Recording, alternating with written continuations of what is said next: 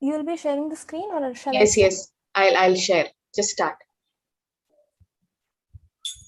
Bhajahure manaye Shri Nandanandana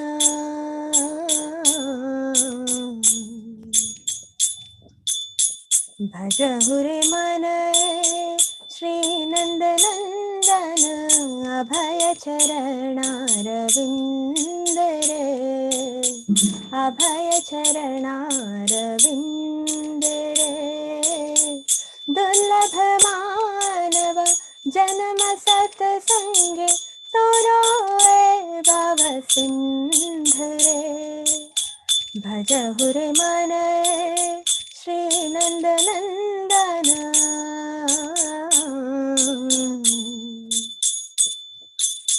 Shita Tapa Baat Barishan Eh Din Ramani Jagire Bhipale se vinu Kripana Durjana Chapala Sukhala Belagire Chapala Sukhala Belagire Bhajahure manaye Shri Nandanandana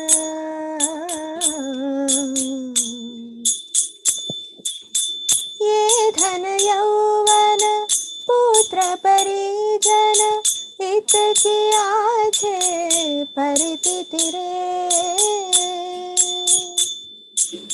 कमल दल जल जीवन तल मल भजहु हरि पदानीति रे भजहु हरि पदानीति रे भजहुर मनाए Shri नंदनंदना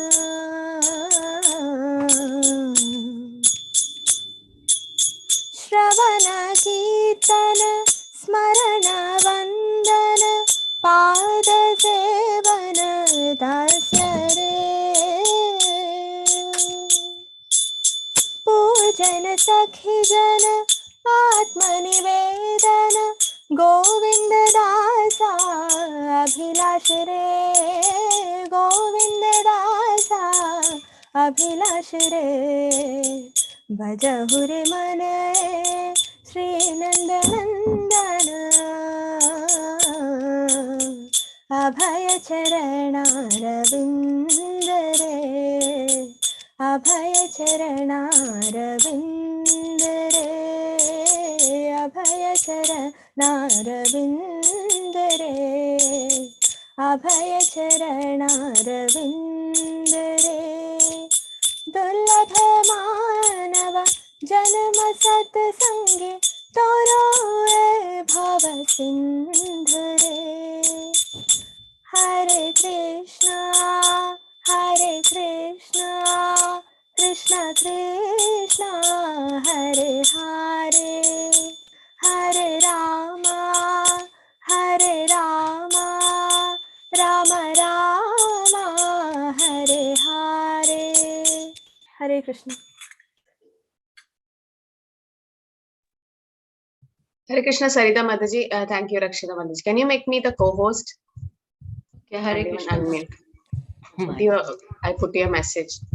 Okay, Hare Krishna, everyone. So that was Bhajahure Mana by Bhaktivinoda Thakur. Oh, we should have seen the meaning. I can't even share the screen, please. And then. I'll make you the host, Mataji. No, co-host, please. Omatjnanatimirandasya jnananjanashalakaya chakshulmidamyena tasmai Shri Gurave Namah. Namo Vishnupadaya Krishna Krishnaya Bhutale Srimate Bhaktivedanta Swamine Namine. Namaste Saraswate Gauravani Pracharine Nirvishesha Shunyavadi Pashati Reshatari. Jai Shri Krishna Chaitanya Prabhu Nityananda Shri Advaita Gadadhara Shri Vasati Gaura Bhaktaranda. Hare Krishna Krishna Krishna Hare Hare Hare Ram Ram Hare Hare. Okay, so this was the song by Bhaktivinoda Thakur, Bhajahure Mana Shri Mananandana, Abhaya Charanara Vidare, Durlabha Manava Janama Satsanga. Okay, so here it is said, O mind, just worship the lotus feet of Nanda. That is Krishna. And then, which makes one fearless, Abhayacharan. So that's Prabhupada's name, no? Abhayacharan. Having obtained this rare human birth, cross over this ocean of worldly existence through the association of saintly persons. Both in the day and at night, I remain sleepless, suffering the pains of heat and cold, wind and rain. For a fraction of flickering happiness, I have uselessly served wicked and miserly men. What assurance of real happiness is there in all of one's wealth, youthfulness, sons, and family members? This life is tottering like a drop of water on a lotus petal. Therefore, you should always serve and worship the divine feet of Lord Hari. It is the desire and great longing of Govindadasa to engage himself in the 9 process of bhakti, namely hearing the glories of Lord Hari and chanting these glories, constantly remembering him, offering prayers to him, Visadanama Vida Bhakti, serving the Lord's lotus feet, serving the Supreme Lord as a servant, worshipping him with flowers and incense and so forth, serving him as a friend, and completely offering the Lord one's very self. Okay, so this is the bhajan. Oh, it's Govindadas. Okay. Hare Krishna. So yes, so today is chapter 4 presentation. Yes, who's sharing the screen? Mataji, Anita I'll share. Mataji. Yes. 1 minute.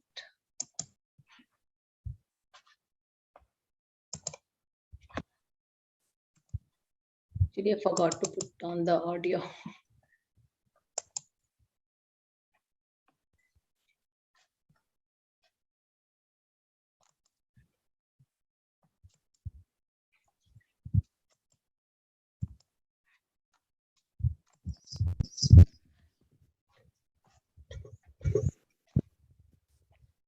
Akshita Mataji, let's start.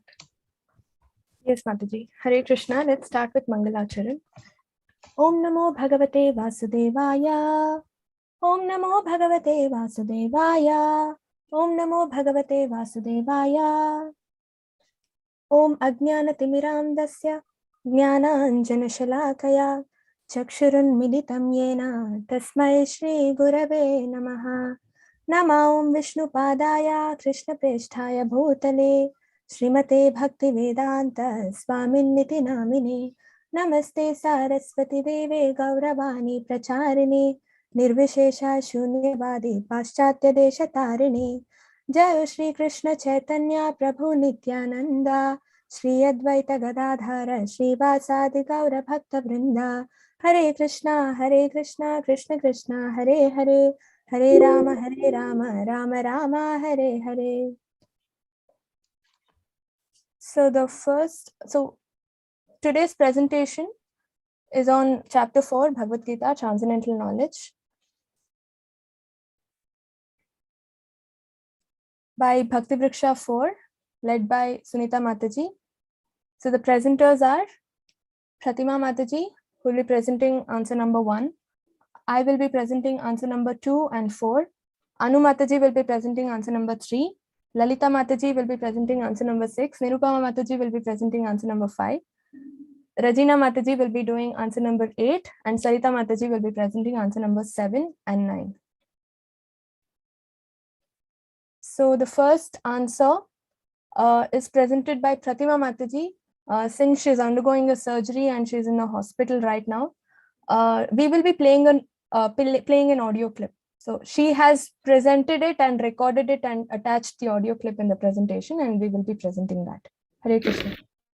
My question is, identify values in Bhagavad-Gita 4, verses 1 and 2 that you consider important for accomplishing Srila Prabhupada's mission and discuss their relevance for you. Give reference to BG4, 1 and 2 verses and purports in your response. History of Bhagavad-Gita is traced from a remote time when it was delivered to the royal order of all planets, beginning from the sun planet. It was spoken by the Lord to the sun god Vivasvan, because he is also a Kshatriya and is the father of all Kshatriyas, who are descendants of the sun god or the Surya Vamsha. Suryavamsha Kshatriyas, and the executive heads of all states and all planets in order to be able to rule the citizens and protect them from the material bondage to lust. Also, to impart this lesson to the citizens by education, culture, and devotion. In other words, it was intended to spread the science of Krishna consciousness to the people may take advantage so that the people may take advantage of this great science and pursue a successful path utilizing the opportunity of the human form of life. This is what is mentioned in the verse 4.1. Lord Krishna instructed this imperishable science of yoga to sun god Vivasvan, which is the origin of all planets within the solar system. And Vivasvan instructed it to Manu, the father of mankind. Manu in turn instructed it to Maharaja Ikshvaku, the king of this earth planet 120 crore years ago. It was already transliterated.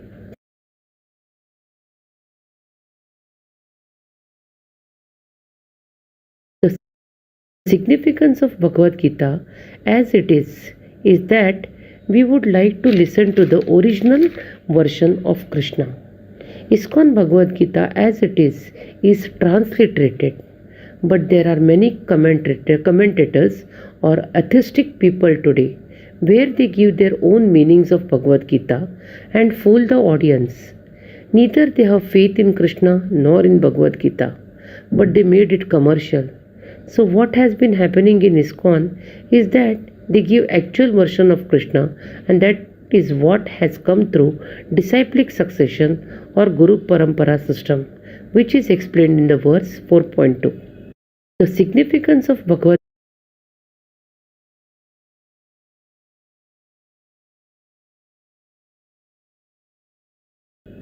एवं परंपरा प्राप्तम इमं राजरसो विदो सकले नहा माता योगो नष्टः परांतपा.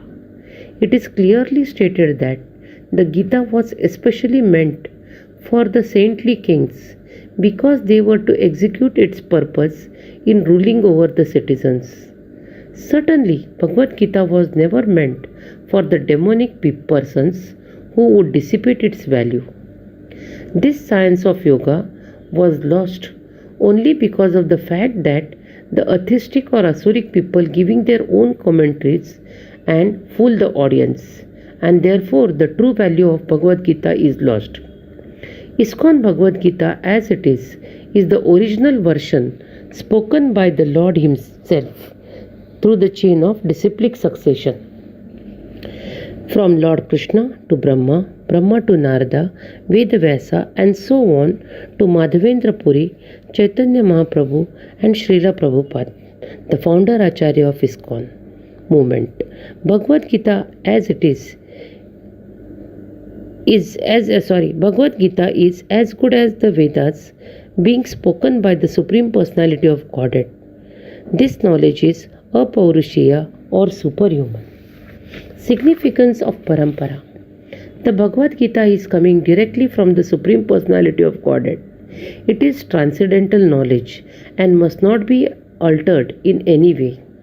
It must be accepted without material interpretations or by mental speculations, and understood by the mercy of the Lord.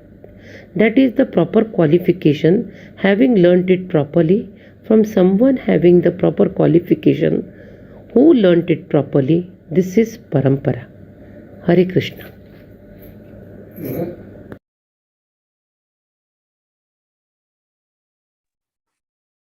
Hare Krishna. Present the history of the dissemination of Bhagavad Gita with reference to Bhagavad Gita 4.1 to 3 verses and purports. So what we commonly know is that Bhagavad Gita was instructed to Arjuna by Krishna around 5,000 years ago. But the fact is that Krishna instructed Bhagavad Gita to Vivasvan a couple of millions of years ago. Hare Krishna. So in Bhagavad Gita, Krishna himself says, I instructed this imperishable science of yoga to sun god Vivasvan, and Vivasvan instructed it to Manu, the father of mankind, and Manu in turn instructed it to Ikshvaku. So who is Vivasvan? Vivasvan is the king of sun planet. He is the controller of the entire solar system. So Lord Krishna originally made Vivasvan his first disciple to understand the science of Bhagavad Gita. And in Treta Yuga, Vivasvan in turn instructed Bhagavad Gita to Manu. So Manu is the father of mankind. And Manu, being the father of mankind, gave this science of Bhagavad Gita to Maharaja Ikshvaku, the son, the king of the earth planet and the forefather of the Raghu dynasty, in which Lord Ramachandra was appeared. So Bhagavad Gita existed in the human society from the time Maharaja Ikshvaku. Hare Krishna.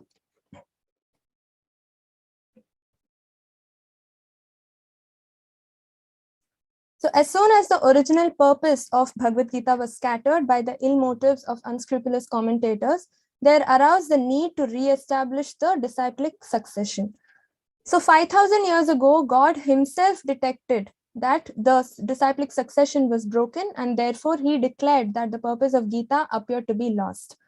And that is the reason he came down and instructed Bhagavad Gita to Arjuna again during Mahabharata.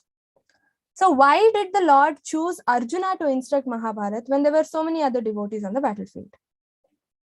So Prabhupada beautifully explains in the purport, there are two types of human beings, devotees and demons. So demoniac people are always envious of the Lord. They concoct the integrity of the Lord and they are always behind sense gratification. But devotee accepts and respects the supremacy of the Lord. They always try and build a relationship with the Lord, and a devotee always tries and engages in real devotional service to the Lord.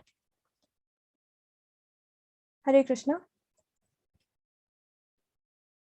So as you see in the picture here, Arjuna has gone down on his knees and fallen to the lotus feet of the Lord. That means he's surrendered to the Lord, right? So in the beginning of Bhagavad Gita, we all get to see that Arjuna puts his Gandiva down, sits down and says, I will not fight, right? So Krishna says, and he gives up. And then the moment he surrenders to the Lord and accepts Krishna as his master, that's when Krishna starts instructing him Bhagavad Gita, starts giving him guidance. So that is a characteristic of a devotee. We all need to follow in the footsteps of Arjuna, because he is a role model here, because he was meek and humble in front of the Lord and he surrendered to the Lord. And only when he surrendered to the Lord, that's when Lord took charge of him and directed him. So Lord selected Arjuna as the recipient of this Gita science, owing to his being a devotee of the Lord. But for a demon, it is not possible to understand this great mysterious science. Arjuna accepts Sri Krishna as the supreme personality of Godhead, and any commentary on the Gita following in the footsteps of Arjuna is real devotional service to the cause of this great science. The demoniac people, however, do not accept Krishna as he is. One should try to follow the disciplic succession from Arjuna and thus be benefited by this great science of Srimad Bhagavad Gita. Hare Krishna.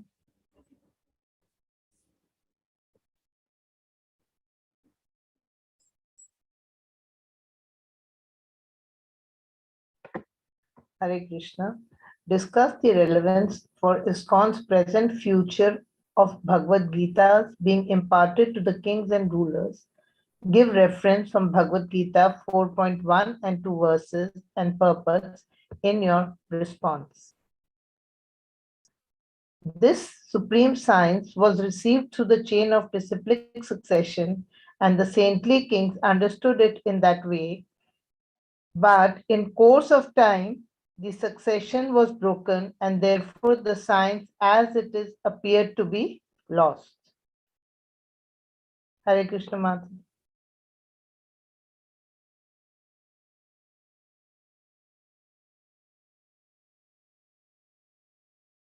The sun is the king of all the planets, and Vivasvan was the sun god who ruled the sun planet at the time.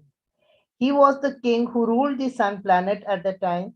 He was the king of all the planets, controlling all other planets by supplying heat and light. Now, the duty of the king of all planets is protection of the inhabitants. Therefore,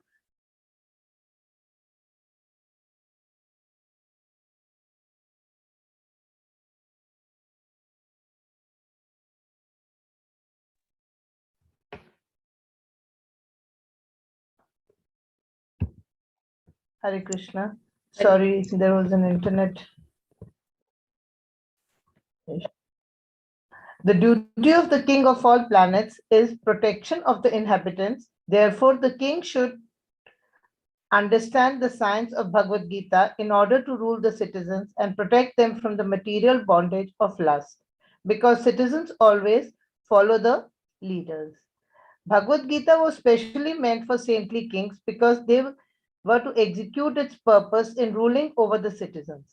It was never meant for demonic persons who would dissipate its value for no one's benefit and would devise all types of interpretations according to their personal whims. Now, the kings, along with their executive heads of all states and all planets, should teach and impart to the citizens by education, culture, and devotion that human life is meant for cultivation of spiritual knowledge in eternal relationship with Supreme Personality of Godhead. Should spread the science of Krishna consciousness to the people and take advantage of the great science and pursue a successful path utilizing. Next slide, Mataji. Hare Krishna. Should spread the science of Krishna consciousness so that the people may take advantage.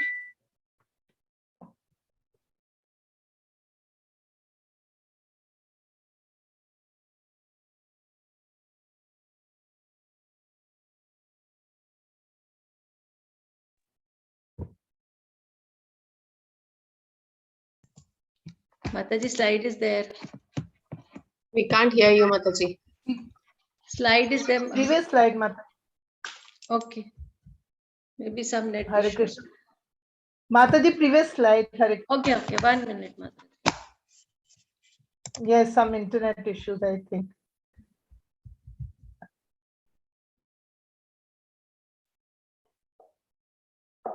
You can see, Mataji.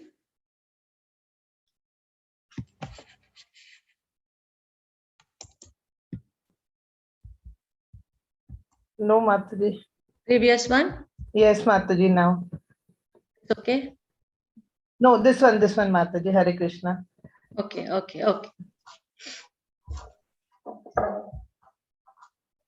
Yes, Mataji. So Lord Brahma is the leading disciple.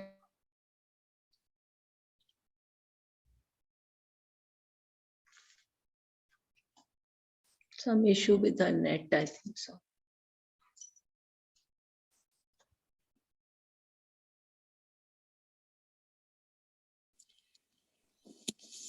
We can proceed accordingly.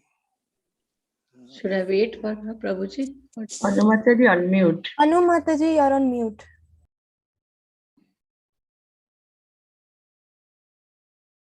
Okay. Sorry, I'll just put off my camera so that the bandwidth is there. Lord Brahma is the leading disciple of Supreme Lord Krishna. His sampradaya is known as Brahma Sampradaya, with disciples all over the world. In this sampradaya, Sri Madhav significantly contributed by writing a commentary on the Brahma Sutras. After this, sampradaya came to be known as Madhav Sampradaya. Hare Krishna. Next slide, Mataji. Mataji is there. Maybe sometimes little lag may be there. What is there? You can see, Mataji? Yes, Mataji, now it is visible. Yeah. bring Sometimes 2 seconds lag. Now, the mission of ISKCON is to bring the members of society together with each other and nearer to Krishna, and thus to develop the idea within the members and humanity at large that each soul is part and parcel of Supreme Personality of Godhead. Then, to propagate the consciousness of Krishna as he revealed in Bhagavad-Gita and Srimad Bhagavatam, to bring the members of the society together with each other and nearer to Krishna, and thus to develop the idea within the members and humanity at large that each soul is part and parcel of the Supreme Personality of Godhead, to teach and encourage Sankirtan movement, congregational chanting of the holy name of God, and to reveal the teachings of Lord Chaitanya Mahaprabhu, to erect for the members and the society at large a holy place of transcendental pastimes dedicated to the personality of Godhead. Then to bring the members closer together for the purpose of teaching a simple and more natural way of life, with the view towards achieving the four mentioned purposes, and to publish, distribute periodicals, magazine, books, and other writing. Today, the mission of ISKCON is being carried forward by our devotees to every nook and corner of the world by following the path shown by His Divine Grace Prabhupada. We, the devotees, are very grateful to ISKCON for making us Krishna conscious. Even today, we have gathered here and have started our journey back to Godhead under the guidance of Acharya and senior devotees of ISKCON. Hare Krishna. In the latter part of 15th century, Sri Chaitanya Mahaprabhu revitalized the Bhakti Yoga tradition by introducing an expansive spiritual movement that swept India. Central to the Renaissance was the emphasis on chanting of Krishna's name. Underlying the simple practice was a profound, rational, and intellectually comprehensive theology. This non-sectarial monastic movement's mission is to advance the well-being of the society by promoting the spiritual science of Krishna consciousness, which is same as was when it was first imparted by Lord himself to the kings of that time, to their citizens, showing them the path back to Godhead. Hare Krishna's believe the sound vibrations of the mantra has direct impact on the soul. Just as an alarm clock awakens the sleeping person, the Hare Krishna mantra awakens the soul to its spiritual reality, whereby it can experience the eternal connection with Krishna or God. Hare Krishna, Krishna Krishna, Hare Hare, Hare Rama, Rama Rama, Hare Hare. Hare Krishna. Hare Krishna. Explain in your own words the nature and purpose of Krishna's appearance and activities with references to verses and purpose of Bhagavad-Gita 4.5 to 9. So in Brahma Samhita it is mentioned, Advaitam Achyutamanadimanantarupam Adyam Purana Purusham Navayavvanam Cha Vedeshu Durlabam Adurlabam Atma Bhaktau Govindamadi Purusham Tamaham Bhajami. So this is the description of Krishna's transcendental nature. Govinda is the original person. He is the absolute, infallible, and without beginning. Although expanded into unlimited forms, he is still the same original, the oldest, yet the youngest. He's yet the fresh youth. He has eternal, blissful, and all-knowing forms. A soul is neither born nor does it die. Both us and the Lord have passed numerous janmas and continue to remain in the past, present, and in the future as well.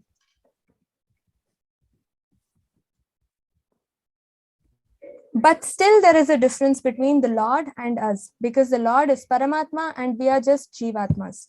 So what is the difference? Krishna remembers everything, even what happened millions of years ago, whereas we cannot even remember what happened a few hours ago. Krishna appears in his own Sachidananda body every time he descends, but we are forcibly put into a material body life after life. There is no difference between Krishna and his self, but we conditioned souls are different from our gross body and subtle bodies because we have two coverings. Our soul is covered by two coverings, gross material covering and subtle covering. So when Krishna is all blissful, when he is Atma Rama, self-satisfied, why does he descend to the earth? So Krishna himself mentions in Bhagavad-Gita, Yada yada hi dharmasya glanir bhavati bharata abhyuttanam dharmasya tadatmanam srajamyaham. He also says, Paritranaya sadhunam vinashaya cha dushkritam dharma samsthapanarthaya sambhavami yuge yuge. So he appears on the earth, he takes an avatar and comes to earth to re-establish the principles of religion and arouse Krishna consciousness whenever and wherever there is a decline in religious practice and a predominant rise of irreligion. And also he comes to deliver the pious and punish the miscreants. So basically, here what is important is he mainly comes to deliver the pious. He comes to fulfill the desire of the pious human beings, because he can annihilate the miscreants just by sending his Sudarshan Chakra. He need not come down for it. And the purpose of the Vedas is to establish religious principles under the order of the Supreme Lord. The highest principle of religion is to surrender unto the lotus feet of the Lord. The Vedic principles push one towards complete surrender unto him. Dushkritam are people who are foolish and do not care for Krishna consciousness. The Lord has many competent agents to vanquish the demons, but he especially descends to appease his unalloyed devotees who are always harassed by the demoniac. A person appearing irreligious is considered a sadhu if he has the qualifications of Krishna consciousness wholly and fully. So the whole purpose of the mission of incarnations is to foster Krishna consciousness everywhere. And that is the reason Lord comes down as Purushavataras, Gunavataras, Leelavataras, Shakti Aveshavataras, Manvantara Avataras, and Yugavataras. Now we know the transcendental knowledge. We just learned about the transcendental knowledge or the form of the Lord. But what do we get from knowing the Lord? So Lord gives us a magnanimous bonus, and that is simply by knowing and understanding the transcendental nature, forms, and activities of Krishna, one attains liberation from material bondage and enters his spiritual abode to serve him with love eternally. This is not going to be the case with impersonalists and yogis, because they attain liberation only after much trouble and many, many births. And this so-called liberation is again partial, because they merge into the impersonal Brahma Jyoti of the Lord. Brahma Jyoti of the Lord is the effulgence arising from the body of the Lord. So it is just a part of the body of the Lord. That is why it is partial, and there is always a risk of falling down to the material world. And so the whole purpose over here is to serve the Lord with devotion, more and more devotion, to attain liberation. And because that's where our real happiness lies. Our real happiness lies in Krishna's satisfaction. And what is the key to real happiness? We need to chant the holy names of the Lord. In Chaitanya Charitamrita, it is mentioned, Harir Nama Eva Kevalam Kalau Nasteva Nasteva Gatir Anyatha. So that is the only way. There is no other way to happiness. Chant the holy name of the Lord, and that's all. Your life is fulfilled. Your entire life is fulfilled. Hare Krishna, Krishna Krishna, Hare Hare, Hare Rama, Rama Rama, Hare Hare. Hare Krishna. Hare Krishna to everybody. Explain 3 types of obstacles to the spiritual progress and how to become free from them, with reference to Bhagavad-Gita, chapter 4, verse 10 and purport. There are 3 types of obstacles to the spiritual sadhana: Raga, Bhaya, and Krodha. Raga means attachment. Persons who is too materially affected are those who are attached to the bodily conception of life.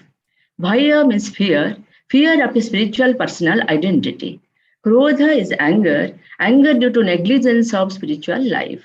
As per the Bhagavad-Gita 4.10, Vitaraga Bhaya Krodha Manmaya Mam Upasritaha Bahavo Jnana Tapasa Uta Madhvavam Agataha.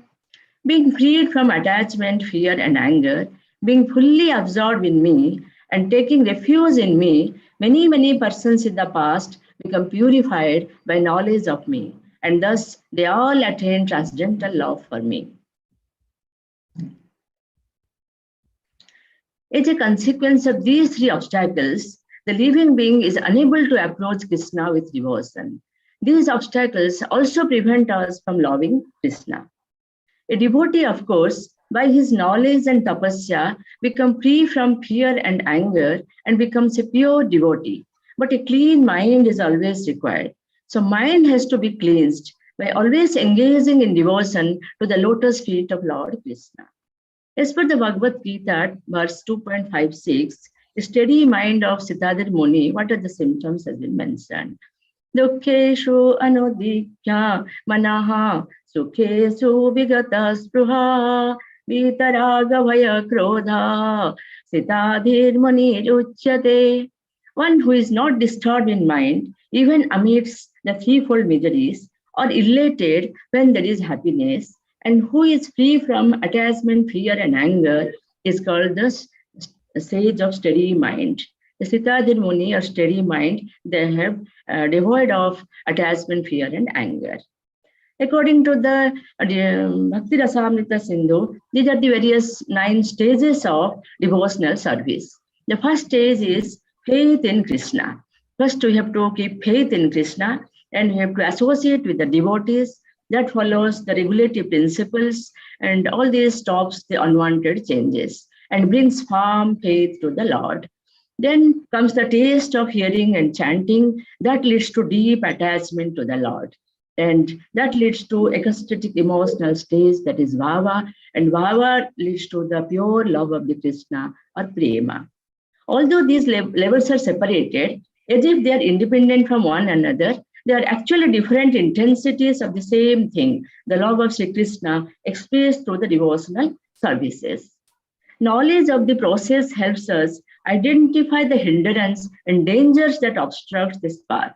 By these 9 stages, we can identify our hindrance and dangers to the spiritual path. So, spiritual master is the sum total of all demigods, and that is the Acharya has been identified with the God himself. The spiritual master's role is very much important to overcome all these obstacles. So, first, we have to be initiated by an elevated spiritual master, and under his instruction, the neophyte devotee begins the process of devotional service. And that leads to become free from all material attachments. And one attains steadiness in self-realization and acquires a taste of hearing about Sri Krishna, the personality of Godhead. These states lead to the stage of Bhava, which is the preliminary stage of transcendental love of the God. Then after that, ultimate attain the highest stage of perfection of life, the Prema, the real love of the God, which surpasses all obstacles. And one can attain the abode of spiritual, supreme personality of Godhead. So the spiritual master and his instruction, we have to do the devotional service to overcome the obstacles of 3 miseries, like 3 obstacles like Raga, Bhaya, and Krodha, and which are the obstacles in our spiritual path. Hare Krishna, Krishna Krishna, Hare Hare, Hare Rama, Rama Rama, Hare. Hare Krishna.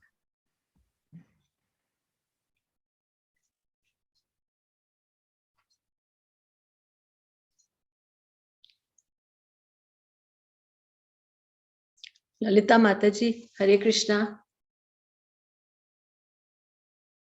Hare Krishna Mataji.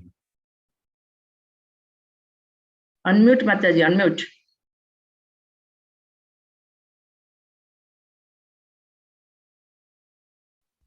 Okay. Jai Shri Krishna, everybody. My question is, discuss the significance of the principles found in Bhagavad-Gita chapter 4. How is this relevant for society at large, for ISKCON, and for you personally? Give reference to Bhagavad-Gita 4.34 verses and purports in your response. Principles of Bhagavad-Gita in chapter 4. What is transcendental knowledge? Transcendental knowledge is an imperishable science of yoga instructed by Lord Krishna to his devotee and friend Arjuna.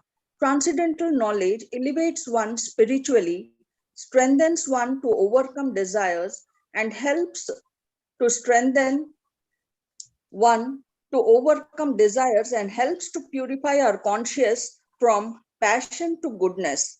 Transcendental knowledge helps us to attain perfection and be free from the cycles of birth and death. Eligibility of attaining this knowledge.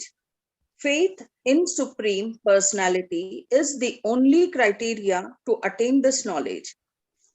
Guru Shishya Parampara. Disciplic transfer of knowledge is followed. Millions of years back, this knowledge was given to Vivasvan by the sun god. Millions of years back, this knowledge was given to Vivasvan, the sun god. Vivasvan then instructed Manu, the father of mankind. Manu instructed his son, King Ikshvaku. After this, the chain is broken. Supreme Lord descends on earth whenever there is decline in dharma or religious practices, whenever justice suffers, and to protect his devotees and to re-establish dharma. Paritranaya sadhunam vinashaya cha dushkrutam dharma sansthapanarthaya sambhavami yuge yuge. Qualities of a student. A student who wants to attain transcendental knowledge must have faith in Supreme Lord. He should be humble and devoted. Self-realization. To attain self-realization, one can follow meditation, yama and niyama, asana, pranayama, pratyahara, and so many other ways. Importance of duties. Lord created 4 varnas: Brahmanas, an intelligent class, mode of goodness; Kshatriyas, administrative class with mode of passion; Vaishyas, mixed mode of passion and ignorance; Shudras, labor class, ignorant mode of material nature. These divisions were created to develop society systematically. Results of implementing transcendental knowledge. Transcendental knowledge clears all our doubts related to spirituality. It helps in connecting with the Lord. It helps us to perform our worldly duties without desiring for the fruits. Principles relevant for society and ISKCON. Gives real knowledge. We all are educated and have degrees, but our education system never makes us identify our own real self, that is our Atma. Atma and its connection with Paramatma is our true identity, which we know when we read Bhagavad-Gita. Shows torch to present society. Our society is aimless and is after materialism. Transcendental knowledge in Bhagavad-Gita throws light and leads our journey from materialism to spiritualism. ISKCON plays a very important role here in molding our society. Importance of Guru. For self-realization, one can approach a bona fide Guru and take his help. Renunciation of fruits of action. If we perform our duties, keeping in mind working for Lord Krishna, working to please Lord Krishna, and all the work are done by Krishna himself, we can renounce the fruits of action. Principles relevant for me. Bhagavad Gita is a food for soul.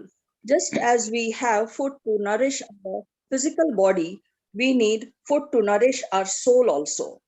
Helps me to stay focused when I am aware of the fact that everything is happening as per Lord's wishes. Supreme Lord becomes my first priority and I am not diverted. Importance of chanting Lord's name and shlokas. Chanting Lord's name gives me immense peace. A feeling of happiness and contentment is there in life. Of late, I came to know that the recitation of shlokas is a good breathing exercise. It's good for lungs. Balanced life. Bhagavad Gita helps me lead a balanced life. Example, if I say, I will only have the prasadam or the food offered to Lord, then automatically I am focused on sattvic food, which will help me lead a very balanced life. Give reference to Bhagavad Gita 4.34 verse. Tadvidi pranipatena pariprashnena sevaya upadekshayanti te jnanam jnani nas tattvadarshinaha. To attain self-realization, One should approach a bona fide guru who is already an enlightened and self-realized soul. A student must humbly approach his guru, serve him, and quench his thirst for knowledge. I came across one story from Bhagavatam about the importance of guru. One young boy goes to a guru to learn Vedas. Guru tells him to learn Vedas, it will take 12 long years. The boy nods and joins the Gurukulam. Gurukulam is a school in ancient times. The young boy stays in Gurukulam and learns Vedas. On completion, the guru is supposed to take a test and certify his student accordingly. The boy and the guru decide a date and time for the test.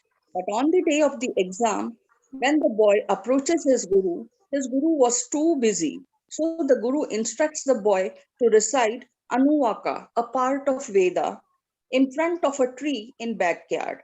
He also instructs, at the end of your exam, collect the dropped leaves by the tree, come to me, as the number of leaves the tree sheds is the number of mistakes you committed while reciting. The boy, obeying his guru's instruction, goes to backyard and starts his recitation with Ganesh Mandana. The moment he prayed to Lord Ganesha, all the leaves of the tree fell down. The boy was shocked. He went running to his guru and narrated the incident. Guru understood everything. Guru explained the boy, before Ganesh Vandana, you should have prostrated your guru. Blessings from guru is a must. We have a shloka also. Guru Brahma, Guru Vishnu, Guru Devo Maheshwara, Guru Sakshat Parabrahma, Tasmai Shri Guruve Namaha. In Gurukulam, a student is used to serve Guru, but today we can simply obey our Guru and carry out his instructions. Jai Shri Krishna. Hare Krishna, everybody. The question, chapter 4, question 7. First of all, I would just be giving my thanks to Sunita Mataji, who did the whole of the hard work. And unfortunately, she's not feeling well. We just pray for her health, and so that she recovers soon and comes back and monitors the group. So we are like, I'm just like a stopgap arrangement. And the thing is that I may not be so very well versed in leading the group and all, but that's why initially only I asked my pardon if I've been making any mistakes. So now my next question is, why does Krishna introduce the element of transcendental knowledge at this point in Bhagavad-Gita? Discuss with relevance to specific verses and purpose from this section Bhagavad-Gita. Now, what is actually the information and the knowledge? These days, we are in the modern world. We say we are in the so-called modern world, where lots of information has been pouring into our mind, right? From the news, from the TV channels, from social media, from any number of, it may be a thing happening remote in some part of the world, and immediately within seconds, the news is there with us. The news transfers from brain to brain and from the computers and from the Google. Now we have the Mr. Google with this Dr. Google. It is a lawyer Google. It is a spiritual Google. It's n number of Google. You give it as a teacher Google, whatever it is, we go to that. But do you think this knowledge is apt for us? Is this knowledge enough for us to live a life for today? And we think it to be that we are gaining a lot of knowledge, but actual knowledge was given to Arjuna 5,000 years ago by Krishna, and that was the real knowledge of life. It was a transcendental knowledge. Now, the question here is, why did Krishna at this point wanted to give a knowledge to Arjuna?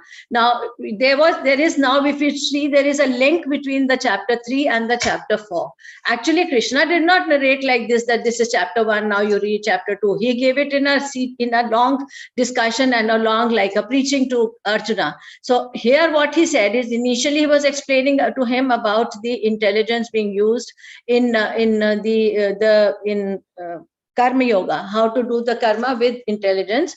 And in the last chapter of the last verse of the chapter 3, he says, thus knowing oneself to be transcendental to the material senses, mind and intelligence, O mighty armed Arjuna, one should steady the mind by deliberate spiritual intelligence, Krishna consciousness, and thus by spiritual strength, conquer this insatiable enemy known as the lust. Now here one important word what Krishna was mentioning was about the spiritual intelligence. We ought to have a spiritual intelligence, and this is where he gives. And what is actually the intelligence? Intelligence has a byproduct. Now, what is the byproduct? Is the knowledge or the memory or the faculty. The intelligence is the head, and under then the knowledge and the memory are the faculty of the intelligence. So he talks about intelligence and then moves on to knowledge. First he told, put your brain, do karma, and then with that karma also you put on transcendental knowledge, how to acquire that transcendental knowledge so that your actions are enriched with the intelligence and with knowledge. So knowledge, intelligence actually has two parts. One is the discrimination and the other is the determination. Now, the discrimination is where we know, see, there may be one thing which is correct in one culture, which may not be accepted in any other culture. But then who discriminates? It's not me or you. It's actually the scriptures in which help us to discriminate which is correct, which is wrong. So we cannot do what our mental concoction. We have to follow the Shastras and the scriptures. So scriptures, they increase the power of discrimination, and it comes from how more we read, more we'll know the scriptures, more we'll know the knowledge. And that comes from Swadhyaya. And how does the determination comes? It comes from the practice like chanting, going to the temple, and the sadhana brings us for the strong determination.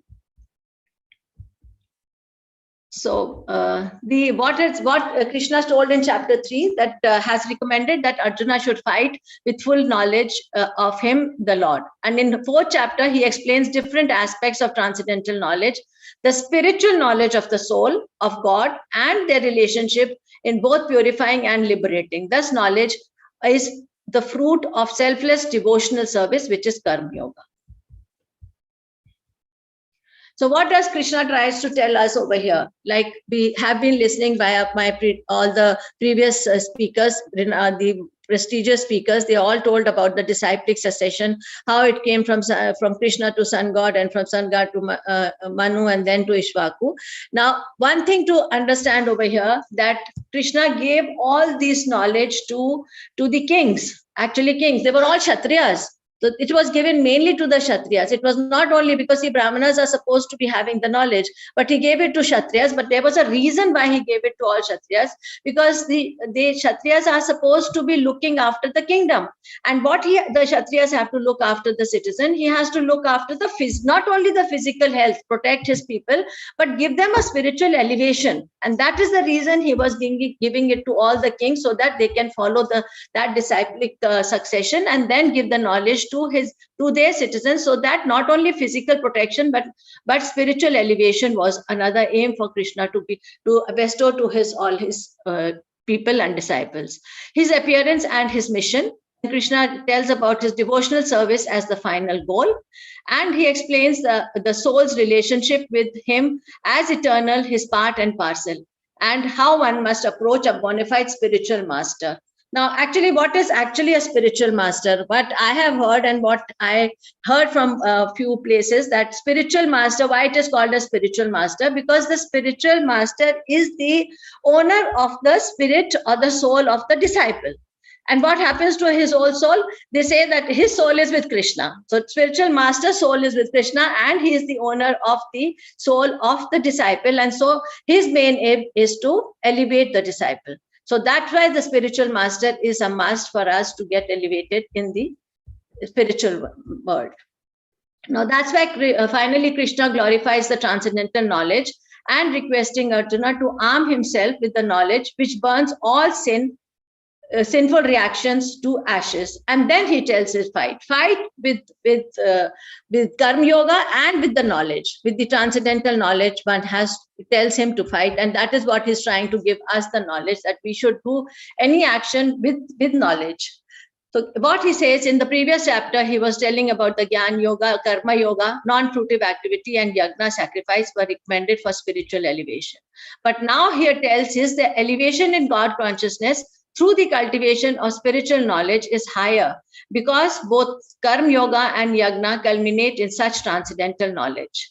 Now, history of Gita has been told by the speakers before. Krishna first mentions the history of verbal transmission of the Gita, originating with himself and through the disciplic succession. and the transcendental mystery of the science. It's actually this science. This science is much, much, much more advanced in the science what we find today. We are only learning to make bombs. We are learning to make communication. But we're learning to communicate with people far away, and the knowledge. But this spiritual knowledge is far beyond par with what to the material knowledge we have. So it is a supreme spiritual peace, actually. It's not only knowledge, it gives you inner happiness and it gives you a lot of peace. In conclusion, Krishna commands Arjuna to destroy his doubts by spiritual knowledge. Armed with yoga, he tells Arjuna to stand and fight. So he gives him both the knowledge, the intelligence and the knowledge to go and then work with that. So it's indirectly a message to us. So finally, what we conclude from here, that chapter 3 was Karma Yoga, but now he wanted to transfer him into knowledge. So Krishna wants to do fine tuning of the action. So do action, but do in wisdom. So this is what is a message to us also, that whatever we are doing, we ought to think it twice, that it should be the same way it said that before we speak, think twice. The words come out from the mouth. While we do an action, think twice before we do it, so that there will be no regrets. Through Arjuna, Krishna wanted to teach us regarding worship in action 24 hours a day. It's not about pilgrimage once a year. It's about constant attunement with the higher. We have to be always, which is very difficult. What y'all, Aishwarya Madhaji and all are trying to teach us day in and day out. But still, this mind and this desires go haywire.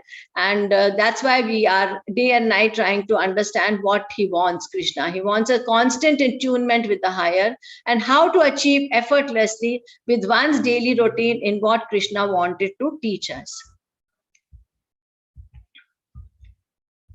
So what happens? Why we are not able to do this? Still, it is easy to say, but we are still not able to do. We read in and out. Why? Because ignorance is there. Ignorance is the root cause of all our problems. We get imaginary problems which cannot be solved externally. Now, for example, sometimes we see, we feel something is different, and actually it is a different issue. Like I can only relate it to my own field. At times, a patient comes with the symptoms of hyperacidity, reflux, and all, and we think that it is an acidity, but the symptoms are simulating a cardiac disease. The moment we do the electrocardiogram ECG and we come to know there are changes, and this is a misdiagnosis which may happen, and that's why the interpretation gets wrong. Why? Because of the ignorance, maybe. Because partly we are not able to find out the exact cause for things. Ignorance is again why we experience misery, sorrow, depression. Why does it all happen? Again, ignorance is one of the reasons, because it is due to ignorance. Now, there are small day-to-day examples, which I may be correct or may be wrong, but I want to put it forward in front of you. Like ignorance, how does it work? Now, supposing there is a big CEO of a company, of a multinational company, and supposing he's doing very well, he's getting all incentives, he's been performing well, but maybe the management thinks to put another one, maybe subordinate to him or close to his position, and which may be an asset for him to work. But what happens is there is a feeling of insecurity, fear comes into the mind, and if ignorance is ignited with fear, what it develops into hate. Now, this is where we have to implement all our things to our daily life, that we ought not to be contemplating things and not to be ignorant of things which may lead to a thing which is not congenial to the other people.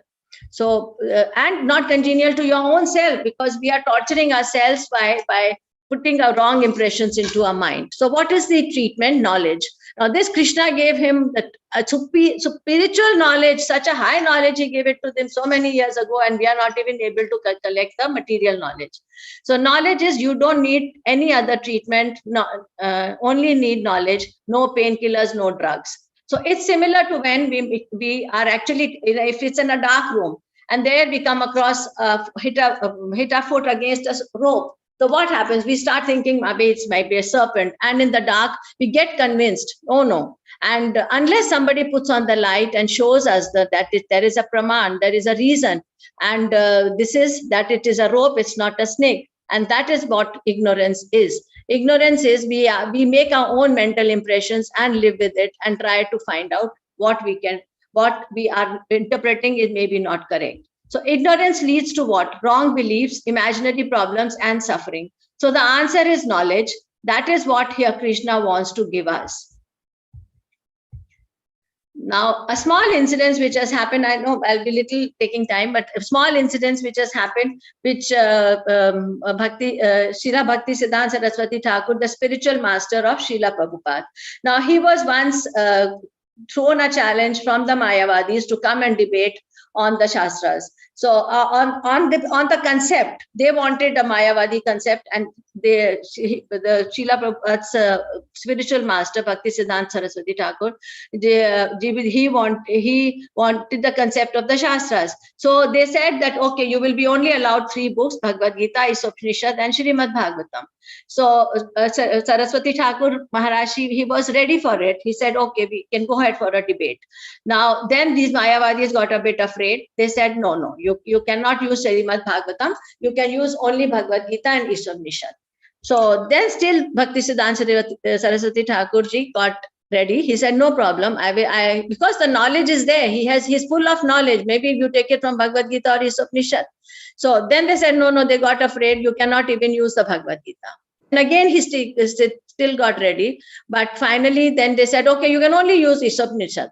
He said, okay, no problem, because that also holds so much of knowledge that he could have debated only on the concepts of Upanishad. Finally, they were very afraid. They said, no, we put off the debate. There's nothing we are going to do for it. So the take-home message is, takeaway message is, human madness desire is spirituality. So we ought to live, how to live in this world, and how to live is what always has been taught to us. So we have to live with the desires only related to Krishna. Hare Krishna. Question 8, Chapter 4. In Bhagavad-Gita 4.21 purport, Srila Prabhupada writes, as a machine part requires oiling and cleaning for maintenance, so a Krishna conscious person maintains himself by his work just to remain fit for action in the transcendental loving service of the Lord.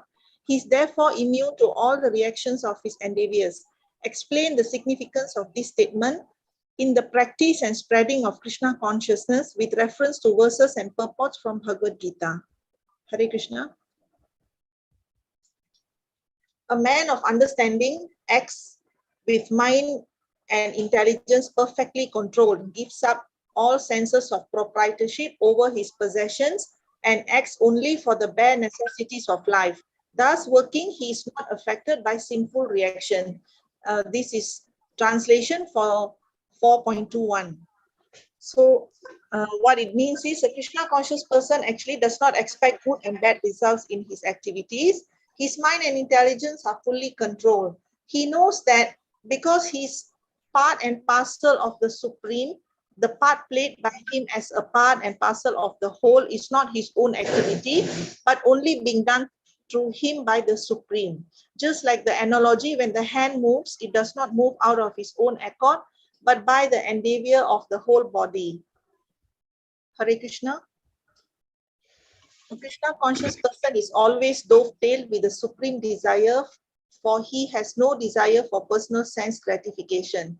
A Krishna conscious person fully engaged in self-realization has very little time to falsely possess any material object. For maintaining the body and soul, he does not require unfair means of accumulating money. Therefore, he does not become contaminated by such material sins. He is free from all reactions to his actions. Thank you. Hare Krishna. The next question, Hare Krishna. In Bhagavad-Gita 4.24 purport, Srila Prabhupada writes, the absolute truth covered by Maya is called matter. Matter dovetailed for the cause of the absolute truth regains its spiritual quality. Explain the significance of this statement in relation to Srila Prabhupada's mission. Give reference to the verses and purpose from Bhagavad-Gita in your response. Now, in 4.23, this is 4.24, what we are going to discuss. In 4.23, Krishna spoke about the yagna. And in this verse, Krishna speaks what the type of yagna. Let's try to understand. Now, if we go with this shloka, Brahman Arpanam, Brahma Havir, Brahmagnau, Brahmana hutam brahmeva tena gantavyam brahma karma samadhina. Now, if we go with this verse in the reverse order, if we start from down, what happens? First sentence, it says, Brahma Karma Samadhina. That person who's completely absorbed in Krishna consciousness. That's the last line. Who is completely absorbed? What happens to him? Brahma Tena Gantavyam. By doing various spiritual, how we can be completely absorbed in Krishna consciousness? By doing the spiritual activities. And then what is the result? What we will get? What will is the destination? Brahman Tena Gantavyam. Now, again, obviously, what we will get back to obviously the spiritual world, back to the Supreme Personality of Godhead. But what he says, and Brahman Arpanam Brahma Haver, this personality has full contribution to spiritual activities, and Brahmana Hutam, at the same time in which consummation is absolute, and finally, which is offered. Which is offered is of the same spiritual nature. So if a person is totally involved in spiritual activity, then that person's destination is going to be the spiritual world. Now, the other interpretation of this shloka can be also that it can be interpreted in the form of Brahmarpanam. Brahmarpanam Arpanam. Arpanam means what? Arpanam even means a ladle, or an instrument to pour the ghee into the ahuti, which is a yagya. So it is spiritual because it is being used for spiritual purpose. Now then Brahma Havir, the ghee, or what oblation is offered in the fire sacrifice, is also Brahman and spiritual. Oblations are offered into what? It is put in the Agni or in the fire, and that is also spiritual. And the person who's putting that, a Brahmana who's putting, who is offering, is also spiritual. So when everything is happening in spiritual manner, then what happens is Brahmana, whose his activities are Brahman and his destination is also Brahman. He is spiritual, his activities are spiritual, and his destination is spiritual. Why? Because he's doing all in spiritual consciousness. So if all our daily activities are put into the spiritual consciousness, then everything will become purified. Now, what had happened is the Mayavadis got very happy that you are also thinking about the Brahman. But this actually is not the interpretation what they thought of this shloka. Now, actual interpretation is very different. The principle of Krishna consciousness is described here. Now, let's try to understand the background first. What happens first is a conditioned soul is totally entangled in material contamination, is sure to act in material atmosphere. Obviously, when we are living in this world, we are so much 24/7 involved with the material activities. So there is a contamination. In the air also there is a contamination. So what about which is not visible, but for us, so it's visible that we are living in a contaminated place. And yet he has to get out of such an environment. Now, how he can do the process by which the conditioned soul can get out of this material atmosphere is called Krishna consciousness. Now it's clear that conditioned soul is stuck in this material world. In this material atmosphere, what is it doing? Obviously, it's doing a material activity. We cannot survive without it. But then how to do it is what is the lesson what we are trying to learn. Now, if he wants to transform and literally progress and advance on spiritual path to get rid of this material bonding, then what that person is supposed to do? He's supposed to change his activity, transform his activity into Krishna consciousness. Now, this is the Ramban which actually happens. So how we can do it? There is a very nice analogy. This is actually which we have to understand how it can happen. Now, there is an analogy which is given over here that now if one drinks a lot of milk products in his diet, he may get intestinal problems because maybe the intestinal flora gets changed and there the commensal organism gets disturbed. And so what happens is the problems, if he wants to get rid of this problem, what he takes curd or yogurt. What is again? It is again a byproduct of the milk. Now you see, the one is causing a problem, the byproduct of it is solving the problem. So if we try to understand that, so what happens is a person is already doing an activity, you're doing an activity, material activity. So what is supposed to do? In that case, do another activity, which is a spiritual activity or Krishna consciousness activity to get rid of the disease. Like curd was removing the problems for the milk. Same way, our spiritual activity will get rid of a material activity. It will change our material activity to a spiritual activity. And what happens is Bhavaroga, this rogue of this world, disease of materialism or sense gratification. We will get rid of it. Now, this is how, so in this way, one has to do Krishna consciousness activity. This process is called yagna. Activity is simply meant for the satisfaction of Vishnu or Krishna. More the material activity in Krishna consciousness, more the atmosphere is spiritualized by complete absorption. Now, more the material activity we are doing, if we can perform them into spiritual activity, all our two-day activities, all can be transformed to spiritual activity or sacrifice for the pleasure of Supreme Personality of Godhead. So this is a simple formula, simple, not very tough. So what is, if that is done, then all the activities become yagna, offering and sacrifice to Lord Krishna. So in this way, single activity is spiritualized. So Krishna consciousness is very nice. It's very nice. It's very stable. It comes and sits, and then you cannot leave it. Wherever we are, whatever activity we are doing, we can continue. But only thing is that we have to include Krishna consciousness in that, change our mood and intentions to Krishna consciousness, do as offering to Krishna. Then what happens? Then that activity gets spiritualized. Even the person doing it gets fully spiritualized. Lord is spiritual. He's Sat, Chit, Anand. His effulgence is spiritual. So what we understand is that everything is spiritual when it comes to Lord. Then one thing we are confused, that even if the material world is from God only, no, it's from Lord. Why does this be a material world? Why should it not be spiritual? Actually, this should be spiritual since it's from the Lord. The absolute truth covered by Maya is called matter. Now, matter dovetailed for the cause of the absolute truth regains its spiritual activity. Now, dovetailed means that there are two portions which are connected to each other. Now, like a carpenter, he puts the one block into the other and dovetails it. So this is what has happened. The material Maya has covered up the world which Krishna had made. It was spiritual, but with the Maya, with the matter, it has been changed into the material world. Now, the similar example is when the sun is Krishna consciousness. Krishna consciousness is the process of converting this illusory consciousness into Brahma or the Supreme. When Brahman is covered by Maya, it appears material things to us. Now, this is what I'm trying to tell, that Brahman, when it is he made a spiritual world. It is we who have come and covered it with maybe Maya, and we are so engrossed in it.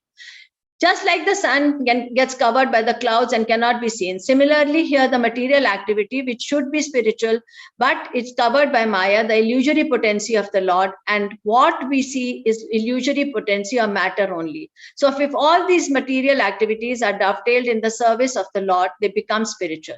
So Krishna consciousness is the process of converting the illusory consciousness into Brahman or the Supreme. So only by Krishna consciousness,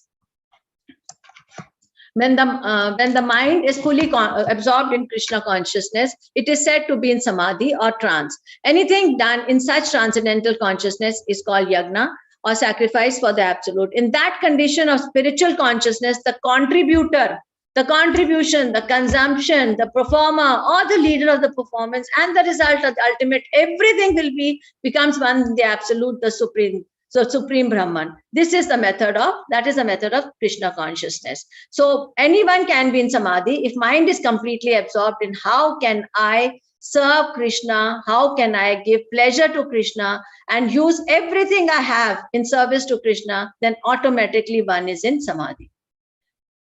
So we don't have to sit down in samadhi. So we can minute to minute keep doing the work, which is called for Krishna consciousness, and it's another way heading towards samadhi. Continue activity as usual. Just add element of Krishna consciousness. So then what will happen? Our activity will be spiritualized. Intention is spiritualized. Material things are spiritualized. We are spiritualized. Destination is spiritual world. Brahmeva tena gantavyam. Back to the Supreme Personality of Godhead. Now, this is what we have been learning from. So enlightenment comes from spiritual sadhana, karma yoga leads to service, bhakti yoga leads to love, and jnana yoga leads to knowledge. So finally, what Srila Prabhupada wants to give us the message. Srila Prabhupada's message is Krishnatize all your senses, drench them in Krishna consciousness. Let's make life Krishna-centric. Hare Krishna. Vancha kalputrupushtya kripa sindhubhya eva cha patitanam pavnebhyo vaishnavabhyo namo namah. Hare Krishna, Hare Krishna, Krishna Krishna, Hare Hare. Krishna Krishna, Hare Hare, Hare Rama, Hare Rama, Rama Rama. Rama Rama, Hare Hare. Thank you, everyone. Please pardon for all our mistakes. There have been hitches around. We also noticed, but we ask your pardon and ask your excuse for that. Our sincere thanks to Srila Prabhupada, to Namanishta Prabhu for enduring us with so much of knowledge and giving us the path. Aishwarya Mataji, every day morning, who we start a day with her pious messages and her preaching, and Prema Kishori Devidasi Mataji. And my obeisances and our whole teamwork and obeisances, and thank you to Murlidharan Prabhuji, Pradosh Prabhuji, Chinnaswamy Prabhuji, Ganeshan Prabhuji, all of them. We are highly indebted to all, the whole team, and a very good teamwork we have been, and we are just praying for Sunita Mataji to be back and take over her designation, and so that she can guide us properly. Hare Krishna to everybody. Thank you so much. Please pardon for the mistakes what we've done. Thank you.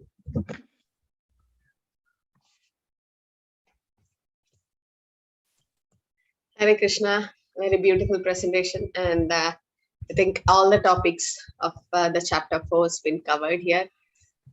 Very crisp and clear. Okay, so Sarita Mataji, can you stop live streaming? From where to do, Mataji? More, Mataji, just you can transfer the host right. or you transfer. Okay, the better. host. I'll do that. Yeah, Yes, I'll give yes, it to Aishwarya Mataji. Hare Krishna. Hare Krishna. Okay, so everything, all the aspects of Bhagavad Gita, those questions have been covered and beautifully presented. All the teachings of Srila Prabhupada and his purports have been covered. All the examples are given beautifully, and very important chapter also, because the 4th chapter